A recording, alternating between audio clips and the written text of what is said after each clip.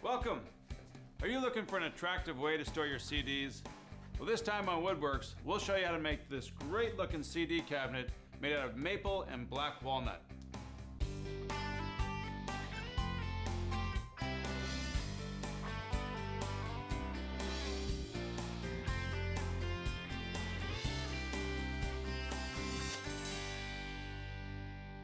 Hi, I'm David Marks. Welcome to WoodWorks. This CD cabinet provides an excellent solution to the problem of finding storage for your CD collection, with plenty of rack space inside. At the same time, it's an appealing piece of contemporary furniture that would complement any home. Black walnut provides an attractive contrast for the angular shape of the sturdy base, as well as the long tapered pieces of corner trim. The case, top, and door are made of maple plywood, with the top also framed in black walnut. Finally, the musically shaped ebony handle adds just the right note. The proportions of our CD cabinet will be determined by the size of our CD racks. Now we're going to be using these commercially made CD racks, which you can buy at a local woodworking store. And these CD racks are going to be attached to these inner walls, which will provide the proper spacing. And the inner walls will be attached to the outside of our CD cabinet. Now the sides of our cabinet are butted together and joined with biscuits. So we'll start by milling up some plywood stock, and where the edges of those plywood are exposed, we'll cover those up with some thin strips of maple. We cut the plywood stock for our case on the table saw, leaving the pieces a bit oversized. Next, using fingerboards to hold the stock steady, we rip some 1/8-inch thick strips of maple from a piece of solid stock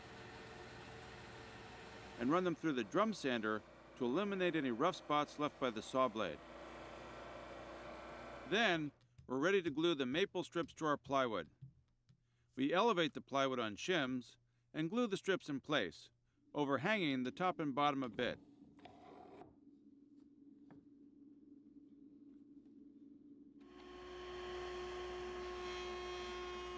After they're dry, we make tight, clean edges along the top and bottom just by trimming the excess at the router table using a flush bearing bit.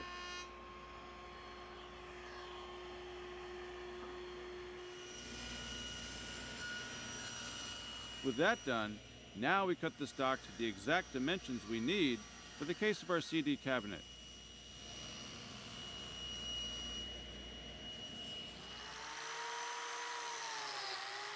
Next, we use a biscuit cutter to start making the joinery for our maple plywood case. We've got all the slots cut for our biscuits in the sides and the back and the top and bottom of our cabinet. Now we're just dry fitting it together. That's to make sure that we have a good fit. And one thing that's important to remember is that this side of the cabinet is wider than this side of the cabinet. And that's to compensate for the thickness of the door. And also when we do our glue up, we've got the piece up on cawls, and that way we can get our clamps underneath the cabinet and get some good clamping pressure all the way around the perimeter. With all these slots, our biscuit-shaped glue applicator comes in handy.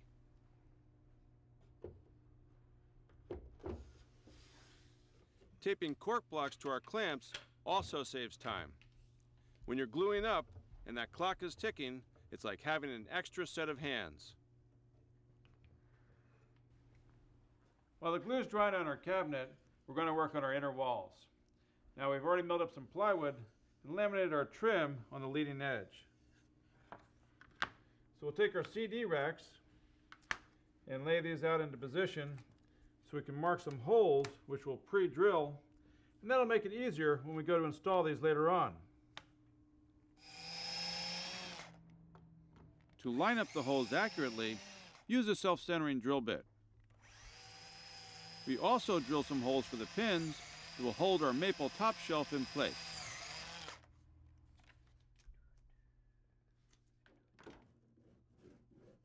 Now, the inner walls are ready to be glued into the outer section.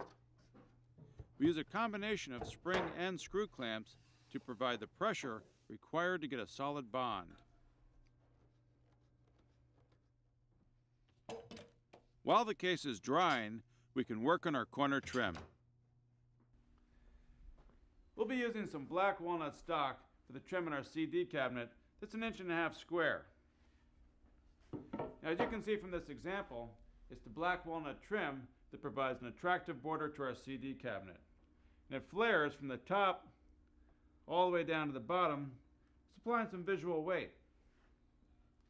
So we'll start by making our trim and cutting a rabbet on this inside corner of our black walnut stock, and that way it'll wrap around the outside edges of our CD cabinet, covering up that plywood edge.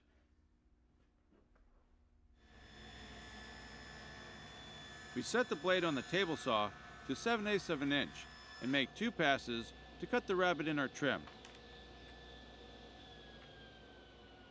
Next, we use a tapering jig on the table saw to taper one outside face of our trim.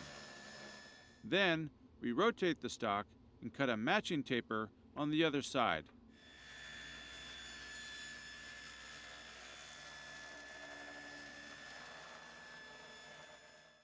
We've just finished tapering these 2 outside faces of our trim. Now we're going to turn the stock and taper these 2 inside edges of our trim. Now, during the tapering process, we removed about 1/4 inch of stock here at the top. We lost our initial reference point.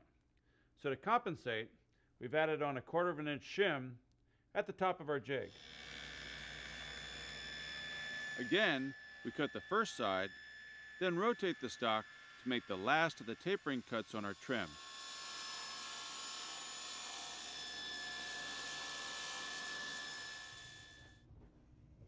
Now, we can start gluing the trim to the corners of our case.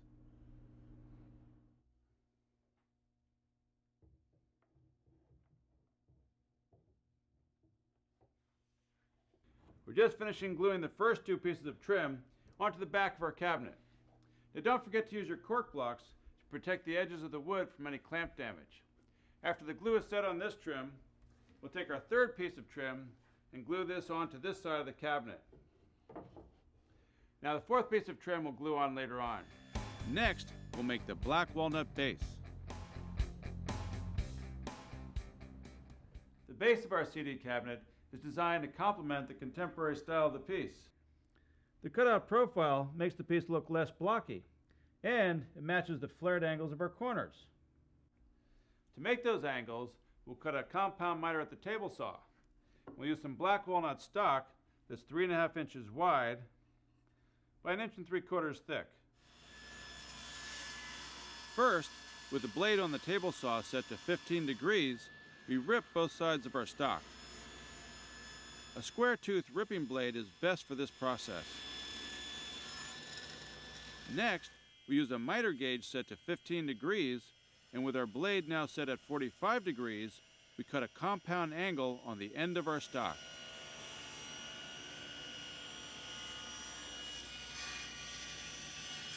We made the first compound angle cut on our base. Now to make the second is relatively easy. We'll move our setup to the second miter slot, rotate our stock, line up our pencil mark, and we're ready to make our cut. With our pencil mark indicating the proper length, we can use this process to make sure the compound angles are cut accurately for the corners of our base. For our base, we've designed some cutouts that are angled to match our corners. Now we're going to make these in successive steps, starting at the table saw. We've got our miter gauge set at 90 degrees, our table saw blade set at 15 degrees. And for design purposes, we've set the height of our cutout at 7/8 of an inch. So we've got our blade set accordingly. Using the square tooth ripping blade, we make several passes to notch one end of the cutout. Then flip the stock to notch the other end.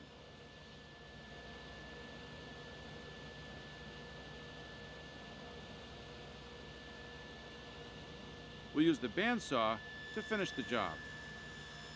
We want these cutouts to be parallel with the bottom of our base. But remember, earlier we cut our stock at a 15-degree angle.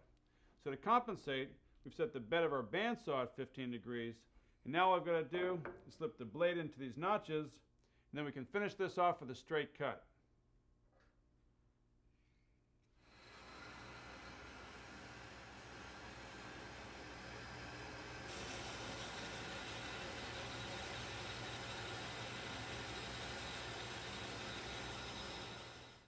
We're making the joinery on our base. We're using 2 number 10 biscuits in each corner, and because our miter is cut at a 45-degree angle, we've had to set the fence on our biscuit joiner at a 45-degree angle. When cutting the slots on the mitered corners, it's important to carefully measure and check to see that the biscuits will line up. Now we're ready to glue up the base. We've double-stick taped some angled shims on the outside of the stock to square it up. With those flat surfaces, the clamps can get a better grip and we'll end up with good tight corners. Once the glue had dried on our base, we milled the slots for our biscuit joinery into our base and into the sides of our case. Then we took these 2 assemblies and we glued these together. Now we'll set these aside to dry, we can get ready to work on the rest of the parts for our CD cabinet. Now we'll begin making the top for our CD cabinet. The top of our CD cabinet is simply some maple plywood that's framed with some black walnut trim. Now again, the black walnut trim is angled, so it complements the piece and matches the base. So to start making the top, we'll work with some black walnut stock that we've already milled up. We'll begin by cutting some angles at the table saw. We want to match the angles we made on our base, so we set the table saw blade to 15 degrees again and rip the outside edge of our stock.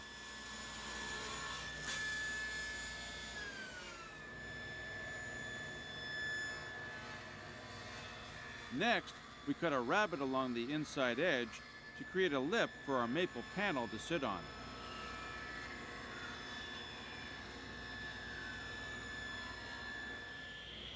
Then, with our miter gauge set to 45 degrees, we cut the ends of our stock to length.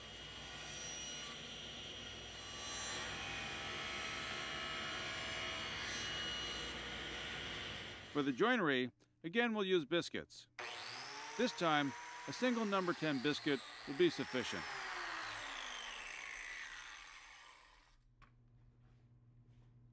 For the glue up, we use angled shims like we did on the base. Again, this helps to get good clamping pressure on the corner joints.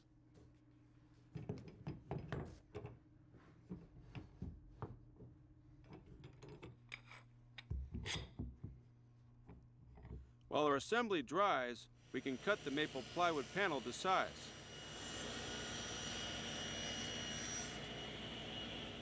And when the walnut frame is ready, we glue the maple panel into the rabbet. Now it's time to finish the case. This is the piece of maple plywood they're going to be using for the door to our CD cabinet. And we're scribing a pencil line on the back side of it because we need to cut it down to fit our case. Now because this piece of walnut trim is tapered, and we want our door to sit up flush against it, we're going to have to cut a taper to match. So to do that, we'll take it over to the table saw and use our tapering jig.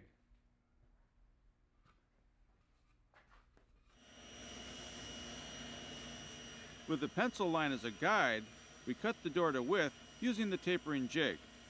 It holds the stock in position while our door is cut to match the taper on our corner trim. Next, we cut the door to length, making sure to take an extra 1/8 of an inch off the top and bottom so we can cap the exposed plywood edges with maple trim.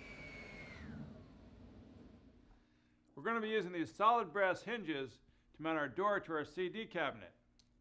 Now to make sure that they sit flush, we're going to route out our mortises using a plunge router.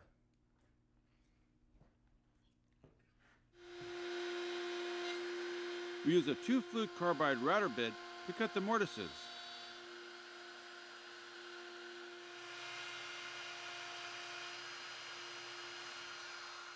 A hand chisel works well to clean up the corners.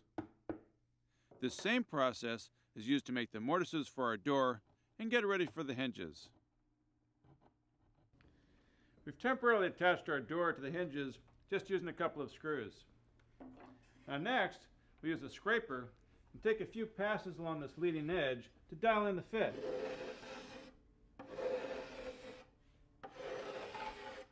Now once that's looking good, we can take our top and glue this onto the top of the case. Now we'll add the final trim. Earlier, we attached these 3 long pieces of trim to the corners of our CD cabinet. Now that our door is attached, we're ready to attach this 4th piece of trim. Now this one has to fit over these brass hinges.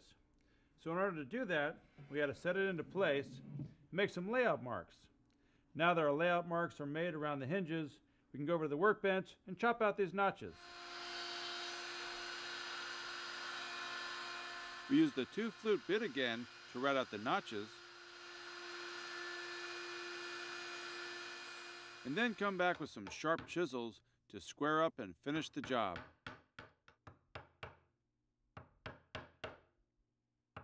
When the notches are done, we glue on the last piece of trim. It covers the hinges and is attached only to the door, so it can move when we open the door. For a finishing touch, we've made this handle shaped like a musical note. Now to make this handle, we laid out a design on a piece of ebony, then we cut it out on the bandsaw and hand-shaped it with some riffler files and sandpaper. Finally, we cut some brass pins and drilled some holes for them in the handle and the door.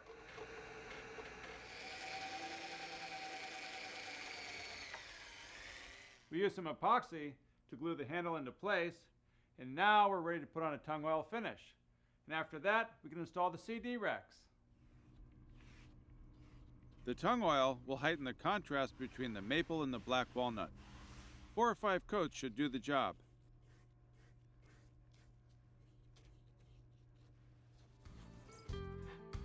When fully finished, the dark tones of the black walnut provide a rich frame for the soothing light maple sections.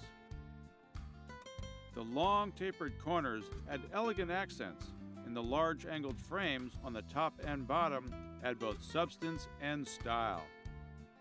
Finally, with just the right note, the ebony handle finishes off this contemporary piece, making it a music lover's delight.